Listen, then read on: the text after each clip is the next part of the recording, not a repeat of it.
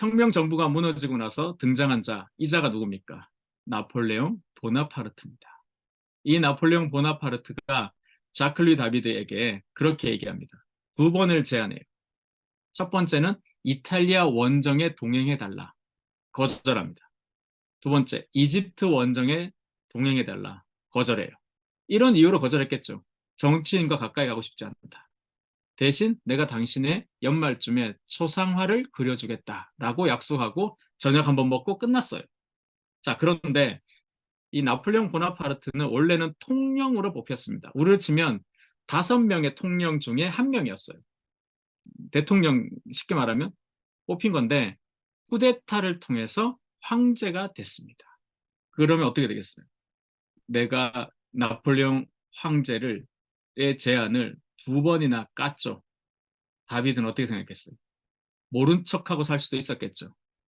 하지만 황제예요, 황제. 임기제가 아니라고. 죽어야 끝나는 게 황제잖아요. 그러면 나는 나의 남은 생은 나폴레옹 밑에 살아야 되는구나 라고 생각했을 가능성이 크죠. 그리고 나서 그가 발표했던 신작이 바로 세 번째 결정적인 작품 사비니의 여인들인데, 이 그림 하면 잘 모르실 텐데 이 그림 한번 보세요. 이 그림은 내용은 간단해요. 고대 로마는 기본적으로 여자가 절대적으로 부족한 남자들로 구성된 사회였습니다.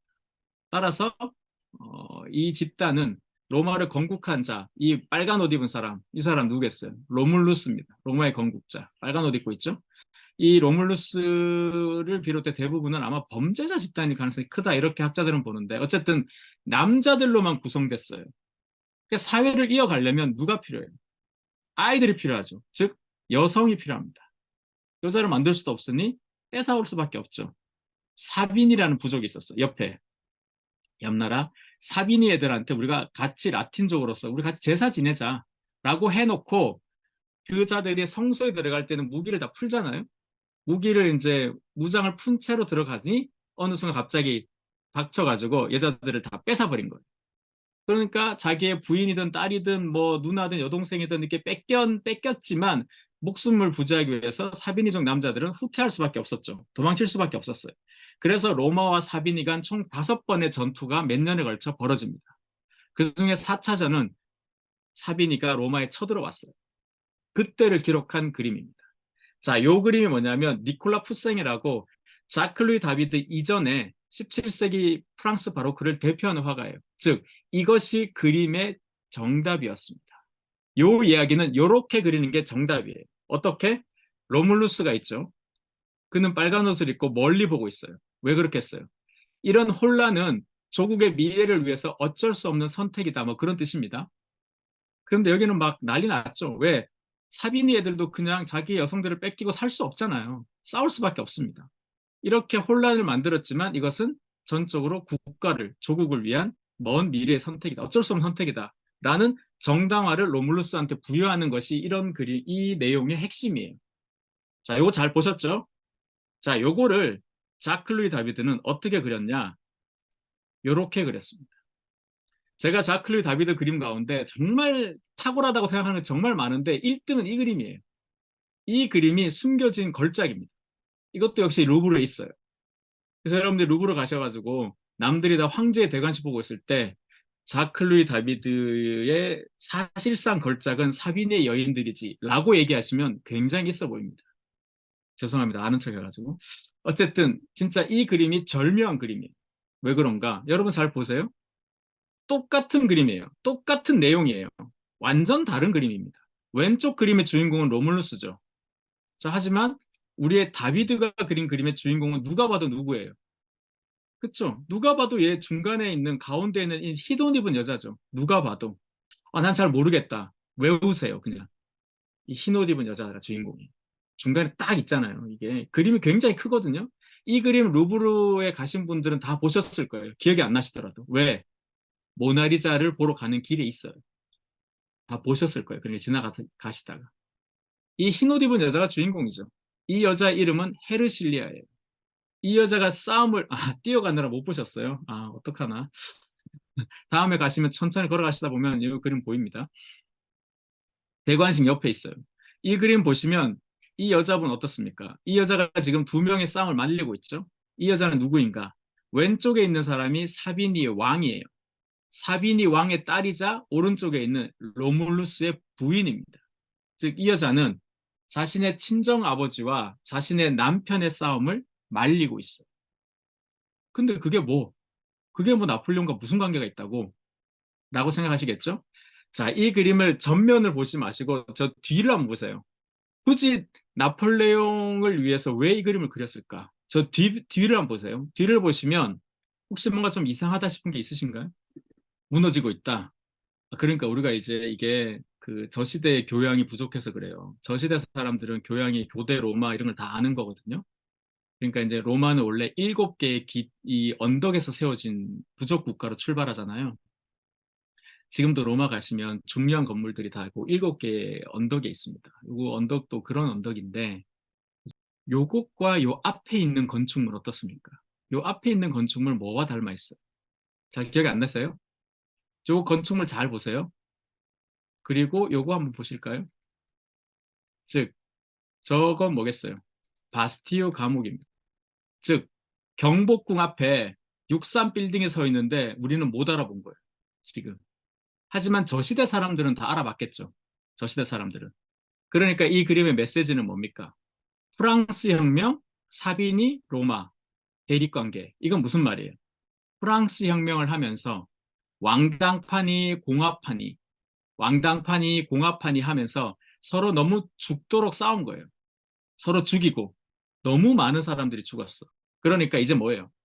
프랑스 혁명 이후, 즉 현실을 얘기하는 거예요. 프랑스 현실을. 왕당파니 공화파니 니네 죽도록 싸우지 않았냐? 그래서 많은 사람 죽지 않았냐? 그래서 뭐 좋아졌냐? 좋아진 게 없지 않냐? 그러니 이제 뭐겠어요? 헤르실리아의 지혜를 빌어서 우리 서로 싸우지 말고 화해의 새로운 시대를 살아보자 라는 메시지예요. 물론 이렇게 누구도 말한 적 없지만 이렇게 다 알아들었습니다. 그리고 이 그림을 저때 공개해요. 나폴레옹이 독재, 즉 나폴레옹이 황제가 되는 법, 이 법이 95% 넘게 압도적인 찬성을 받고 넘어갔어요. 하지만 그 정당성과 명분이라는 것을 이 그림 한 점으로 다비드는 부여하는 거예요. 우리가 지금까지 너무 많은 사람들이 죽지 않았냐? 그래서 프랑스라는 나라에 좋아진 게 뭐가 있냐? 이럴 바에는 헤르실리아처럼 지혜로운 자를 믿고 따라서 우리가 새로운 시대로 건너가야 된다. 저 헤르실리아가 누구였어요? 나폴레옹 보나파르트였습니다. 그리고 이 그림을 단시간에 많은 사람들에게 보게 하기 위해서 다비드가 꾀를 낸 건 뭐냐? 이 그림을 루브르 미술관에서 유료로 전시하겠다 그랬어요. 그게 뭐가 놀라운가? 당시에는 그림 한두 점을 보기 위해서 유료로 그림 전시를 하는 경우가 없었어요. 그럼 뭐예요? 사람들이 엄청 비난했겠죠. 도대체 네가 얼마나 잘났다고 그따위 그림을 한두 점 보여준다고 뭐 돈을 많이 받냐? 라고 얘기하면서 다음날 어떻게 얘기했어요? 루브르 미술관 앞에 줄이 쫙 쓴 거예요. 이게 스캔들의 힘입니다. 긍정적 스캔들은 빠른 속도로 멀리 퍼지지 않아요. 오로지 부정적 스캔들이 빠른 속도로 멀리 퍼집니다. 그것은 뭐겠어요? 여러분, 우리도 SNS나 이런 데서 남이 잘 되는 소식은 짧게 끝나죠. 누가 결혼한다 이런 거. 하지만 누가 이혼한다 이런 거는 막 속도가 엄청나게 빨리 퍼지잖아요. 그 비슷한 겁니다. 그렇게 하니까 단시간 이 그림 보고 나폴레옹에 대해서 좀 마뜩찮은 마음이 있던 사람도 그래. 아, 지난 한 20년 동안 나라가 이게 꼴이 뭐냐 이게. 이제 좀 안정적이고 좀 새로운 그런 시대로 가야 된다. 이렇게 위대한 나폴레옹 장군과 더불어 뭐 이런 생각을 했다는 거죠. 그 여론을 저 그림 한 점으로 몰아쳤어요. 심지어는 그것을 극대화하기 위해서 어떻게 했냐면 입장을 하면 큰 그림을 어떻게 했냐면 요 아이 보이세요? 화면에 요 아이? 요 소년의 눈높이에 걸었어요. 그림을 굉장히 위로 그은 거죠. 그러면 그림 보러 들어온 사람이 봤을 때 저 아이의 눈높이에서 저 그림 전체를 보면 어떻습니까? 어때요? 막 이 현장 소리가 막 들리는 것 같죠? 현장감이. 이것을 극대화하기 위해서 요 그림 맞은편에 대형 거울을 설치했습니다. 요즘 말로 하면 뭐 VR이라고 할까요? 그런 식으로 그림을 전시했어요. 너무나 대단하죠? 주문자가 무엇을 원하는지 간파하고 그 그림을 그리고 그 그림을 보여주는 방식마저 고려했어요. 이런 효과를 그림 한 점을 통해서 얻어냈습니다. 따라서 자클루이 다비드 그림을 그냥 뭐 피카소나 빈센트 반 고 그림 정도로 이해하시면 안 돼요. 이 시대의 그림이라는 것은 언론의 역할을 크게 했습니다. 왜? 문맹이 높고 문맹률이 높았잖아요. 그러니까 글보다는 그림이 넓고 빠르게 전파되죠. 그런 것을 구현한 것이 바로 이 다비드예요. 그러니까 자클리 다비드를 요즘 말로 하자면 영화 감독과 언론인이 결합된 존재였습니다. 그러니까 대중 심리나 이런 부분에서 얼마나 중요한 역할을 했겠어요. 그러니까 이제 권력자들이 가까이 둘 수밖에 없었던 그런 존재였던 거죠. 탁월한 실력이라고 저는 봅니다. 자, 그런데 이 그림을 보니까 두 번 까였던 나폴레옹의 마음마저도 봄눈 녹듯이 녹았겠죠. 아, 뭐 지가 얼마나 잘났다고 나를 까더니 이런 그림을 딱 이렇게 주문도 안 했는 딱 그려서 보여줘. 어떻습니까? 짐에게 가까이 오라. 가까이 오라면서. 황제 폐하가 그렇게 얘기하는 거죠. 가까이 와 이렇게. 그건 뭐예요? 다시 한번 그의 품속으로 날아든다는 뜻이죠. 그리고 나서 그린 그림 바로 이 그림입니다. 많은 분들이 아시는 바로 그 그림이죠. 특히 남자분들 뭐 그 나폴레옹 위스키 지금도 나오나요 우리나라에? 그 나폴레옹 그 양주 혹시 아세요? 우리나라 한국 술로 아는데 이 나폴레옹 그 술이 원래 양주가 저도 대학 시절에 돈이 없어가지고 이 술을 사 먹었는데 내일이 없는 술이죠. 그죠? 먹고 나면 모레 깬다고 내일이 없는 술이다 이렇게 얘기하는 대단한 그 숙취를 자랑하는 술인데 어쨌든 이 나폴레옹입니다. 이 그림은 이탈리아 원정 시절에 나폴레옹이 알프스산을 넘었다는 거죠. 한니발과 카를로스 대제에 의해서 세 번째로 군대를 끌고 알프스의 눈 덮인 산을 넘었던 그자가 바로 나폴레옹 보나파르트입니다. 그래서 여기 왼쪽에 돌에 보나파르트라고 딱 적혀 있죠. 아, 완전 정보. 아, 여러분들은 공부할 때 저는 술을 마셨나 봅니다. 그래서 카를로스 대제랑 한니발 이런 사람들보다 보나파르트 황제가 더 위대하다고 말해주는 것이죠. 하얀 말, 흰 백말을 타고 에르메스 망토를 말고 뭐 엄청난 걸 자랑하고 있죠. 하지만 이탈리아 원정 당시에 나폴레옹 보나파르트의 진짜 모습은 어떠했는가? 요랬습니다. 농부가 이끄는 노새를 타고 넘어갔어요. 너무나 당연한 얘기죠. 알프스가 뭐 동네 뒷산도 아닌데 어디 이렇게 넘어갈 수 있겠어요. 항상 눈이 덮여 있으니까 이렇게 됐겠죠. 그죠? 그런데 두 점을 비교해 보세요. 왼쪽 편 자크 루이 다비드가 그린 것은 뭡니까? 헐리우드 영화예요. 오른쪽 다비드의 제자였던 사람이 그렸는 다큐멘터리죠. 더 놀라운 건 뭔지 아세요? 오른쪽 그림도 나폴레옹의 주문작입니다. 왜? 왜 이런 일을 했을까? 나폴레옹의 신화가 다시 살아났을 때, 즉 왼쪽 그림 같은 경우는 언제 필요한 그림이에요? 집권 초반에 필요한 그림이죠. 강력한 위험, 그 누구도 대들지 못하게 뭡니까? 굉장히 이상화되어 있는 권력자의 모습이죠. 하지만 이 사람이 어, 죽고 나서 몰락하고 나서 그려졌을 때는 어떻습니까? 여기 보면 연도를 보시면 오른쪽 그림은 1848년에 그려졌거든요. 나폴레옹은 이미 죽은 지 한 30년이 지났습니다. 그러니까 나폴레옹에 대한 향수가 이런 것들이 굉장히 좋았어요. 오른쪽 그림은 뭐예요? 인간적인 면모죠. 인간적인 면모를 그리워하는 그런 그림인 겁니다. 그러니까 자클리 다비드의 이 왼쪽 그림을 보고 나폴레옹은 굉장히 흡족했습니다. 그래서 자, 이 그림을 여러 장 그려서 주요 성에 다 걸어 이렇게 얘기했어요. 자기의 공식 초상화. 그리고 나폴레옹이 재밌는 게 나폴레옹이 그 귀족제, 왕정 하에 귀족제를 다 없애버린 다음에 레지옹 도네르라는 새로운 훈장제를 만들었어요.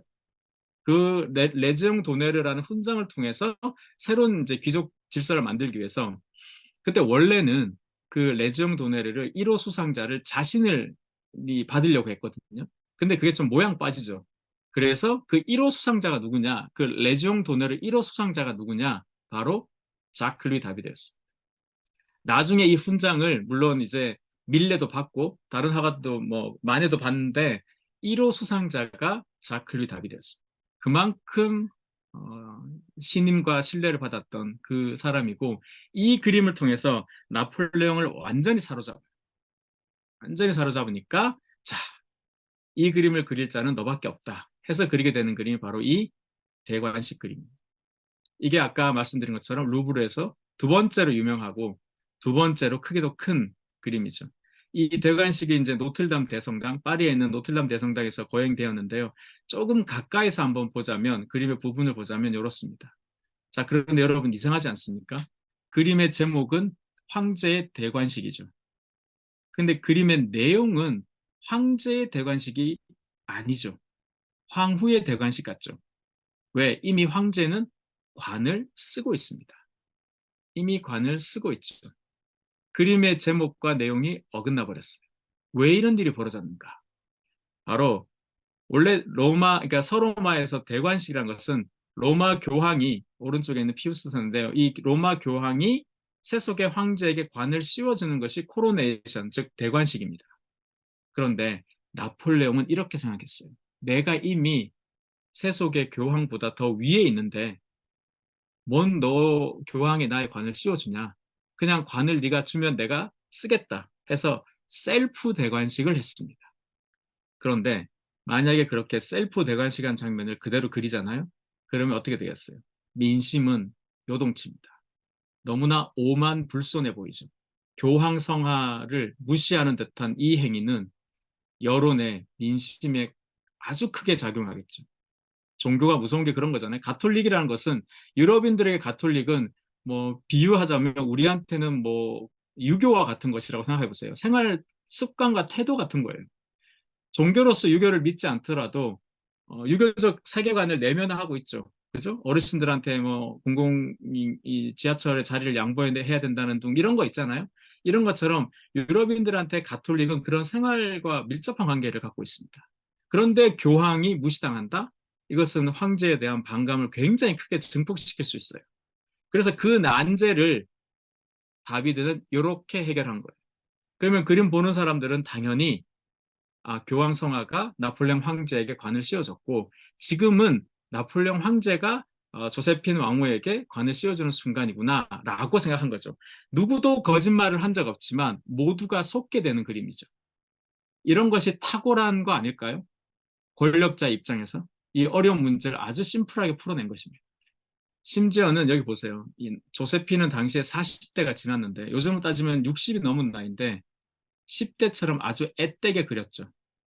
권력이 어디에서 나오는지 아주 잘 알았던 그런 겁니다. 하나 그냥 재미삼아서 말씀드리자면 여기에서 자클리 다비드는 어디에 그려져 있을까? 자, 요 앞에 1열이 있어요. 1열. 황제가 계신 1열. 여기 2열, 3열, 4열. 1, 2, 3, 4 중에 어디 있겠습니까? 4열에 있을 것이다. 3열, 1열. 우리 매니저, 우리 여기 아까 진행하셨던 플라톤 아카데미 담당자 쌤은 1열이라고 하셨네요. 여기 지금 80여 분이 들으시는데 1열이 맞네요. 다비드가 자기가 엄청 잘났다고 생각하니까 1열에 그렸을 것이다. 여기 지금 1열이나 2열에 그려 있을 것이라고 생각하시는 분들 있죠? 이런 분들은 정치하시면 안 돼요. 이런 분들은 정치하실 거면 꼭 저한테 전화하고 뭐 물어보신 다음에 하세요. 1열에 누가 있어요? 황제가 있어요. 황제가 있는데 자기를 그린다? 저를 죽여주시옵소서예요, 그냥. 어디 천한 게 지금 1등급 여기 심지어 율리우스 칼사르도 있고 막 다 그런 데 있거든요. 이게 다 왕가들이잖아요. 여기에 화가를 그린다? 이건 정말 그냥 죽고 싶다는 얘기예요. 나 이제 더 이상 살기 싫어. 이럴 때 그리는 거예요. 두 번째는 사열이 많네요. 1, 2, 3, 4, 4열 여기죠. 너무 없어 보이는 거지. 너무 초라하잖아요, 여기 지금. 여기 2열은 누구예요? 여기 황제 엄마예요. 나폴레옹의 어머니. 동생. 근데 웃긴 건 엄마는 사실 이 자리에 없었어요. 큰아들이랑 막내랑 싸우면 엄마 누구 편이야? 막내 편이잖아요. 막내 아들 달래주러 이탈리아 갔었어요. 근데 이제 아직 여기다 그려 넣은 거죠. 1열, 2열은 그릴 수가 없죠. 나폴레옹 가족들이 여기 있으니까. 있을 때는 여기밖에 없는 거죠. 요 사람 보이세요? 여기 요 사람? 이 스케치북 같은 거 들고 그리고 있는 요 사람. 왼쪽 두 번째. 요 사람이 자클리 다비드입니다. 자기를 어디에 그려 넣을지도 너무 잘 알았어요. 그럼 한번 볼까요? 여러분의 감각을. 자, 이 그림에는 다비드는 자기 이름 어디 썼을까요? 자, 우리는 객관식의 민족이니까. 1번 자연 풍경. 1번 자연 풍경. 뭐 바닥이나 이런 하늘이나 자연 풍경. 2번 말. 3번 나폴레옹 몸. 5까지. 여기는 이제 사람들이 조금씩 이제 이 와중에도 지금 3번 나폴레옹이나 나폴레옹 옷이라고 하는 사람들은 강의의 내용을 잘 이해를 못하신 건가? 감히 황제에게 자기 이름을 새긴다? 이건 또 역시 죽여달라는 얘기죠. 네, 난 더 이상 살기 싫다. 황제 폐하에 그것이 설령 옷일지언정 황제 폐하에 자기 이름을 새긴다는 것은 이거는 정말 네, 여러분들의 그 높은 자존감은 굉장히 존경하는데요. 1번 선택하시면 그럴 순 없죠. 자연 풍경도 안 돼요. 왜? 나폴레옹 보나파르트의 이름이 여기다 새겨져 있잖아, 돌에. 여기에 자기 이름 새기면 같은 급이라는 것처럼 느껴지잖아요. 그러니까 이제 할 거는 말밖에 없죠. 말. 그 말 어디에 그릴 것인가? 안 보여요. 안 보입니다.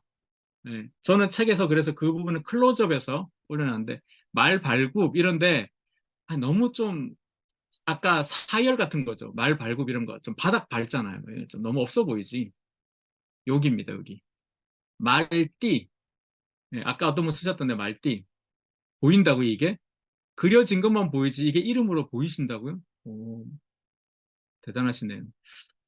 이런 게 되게 탁월한 거예요. 이런 정치적 감각이라고 할까? 이런 게 너무 탁월한 게 이제 다비드인데, 자, 어쨌든 이 그림까지 이제 그렸습니다. 그리고 나서 이 그림도 그려요. 이 그림을 이 나폴레옹이 굉장히 흡족해 했습니다. 나폴레옹의 가장 위대한 업적은 나폴레옹 법전이다. 이런 말을 학자들은 보통 하는데요. 우리나라 법도 큰 틀에서는 나폴레옹 이 법하고 좀 연결이 되죠. 그리고 나폴레옹에게 이런 이미지를 부여합니다. 헌법 제정자. 그래서 나폴레옹이 낮에는 조국의 현재를 지키고 밤에는 조국의 미래를 대비한다. 뭐 그런 식의 표현을 했습니다. 이 헌법 법전을 통해서. 이제 그런 것들을 나폴레옹이 말하기 전에 알아서 그렸다는 게 놀라운 거죠. 말하기 전에. 여러분이 나폴레옹이 어떻겠습니까? 이런 쉽게 말하면 뭐 언론인의 느낌인데요. 좀 더 화가라기보다는 언론의 어떤 기능을 하는 그런 거 봤을 때는 뭐 가까이 두고 싶지 않겠습니까? 그리고 그 영원할 줄 알았던 우리의 나폴레옹 보나파르트가 허망하게 무너지죠. 1814년에 허망하게 무너집니다. 그러고 나서 다시 왕정이 복고되죠. 그러니까 다비드는 어떻게 됐어요? 우리나라에 살 수가 없는 거죠, 프랑스에. 왕당파가 돌아왔는데 왕당파에게 적이 많았기도 하고 왕당파 입장에서 잘 봐봐요. 다비드 다 아는 애야. 유명한 화가니까. 근데 왕을 위해서 그리다가 공화국을 위해서 그리다가 나폴레옹을 위해서 그렸죠. 그러니까 왕당파가 다시 돌아올 때는 왕당파 입장에서는 가장 먼저 손봐줄 사람으로 느껴지겠죠. 그런데 왕당파들은 야, 안 죽인다니까? 절대 안 죽여. 그냥 살아 프랑스에라고 얘기했어요. 죽였겠어요. 당연히 있었으면. 그래서 여행 중에 다비드는 로마를 원했으나 결국 벨기에로 망명 갑니다. 벨기에는 우리로 따지면 뭐 연해주 같은 느낌이라고 생각하시면 돼요. 간도 연해주. 우리 땅에 붙어 있는 그런 느낌입니다.